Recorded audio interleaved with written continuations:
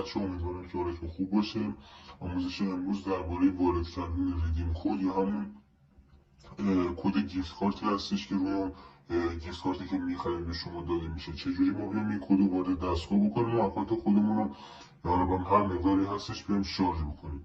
خب اول از این که برای اینکه اون مبلغی که میگیریم بالاتر باشه ما باید بریم اکانت خودمون رو روی ایالت آلاسکا آمریکا بزنیم اگه ریجن توی آمریکا هستش، که به خاطر اینکه مالیات از آلاسکا گرفته نمیشه، بنابراین خب پولی که شما به دست میاریم بیشتره.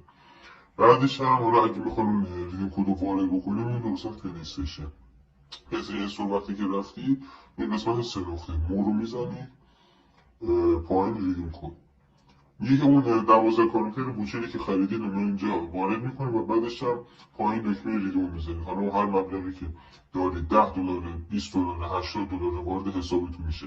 معمولا از جایی که میرید ریدیم کد بخرید مثلا یه گیفت کارت $80 یهو بهتون نمیدن، مثلا معمولا یه گیفت کارت $50 بهتون میدن با 3 تا گیفت کارت $10. شما میان هر کدوم از این کدهایی که همون حروفی که روی گیفت کارت هستش رو تک تک وارد این قسمت میکنید و اون مبلغی که میخواید رو به دست میارید. آموزش قبلی هم که توی چنل گذاشتم درباره طرز آنلاین کردن اکانتتون هستش به صورت مجانی، یعنی چجوری خودمون بدون مراجعه کردن به یه دونه مثلا گیم نتی یا هر مغازه‌ای که پلی استیشن رو میفروشه و کارش انجام بده خودمون تو خونه بتونیم چیکار کنیم اکانتمون رو آنلاین کنیم.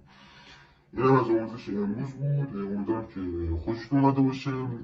لایک بزنید، هم کارهای همیشه دیگه، ساب بکنید، لایک بزنید. البته چنل ما تازه به وجود اومده و اینکه یه ذره ساپورت بکنید بچه‌ها رو که کارمون بگیره دیگه. دمتون گرم. مرسی، خداحافظ.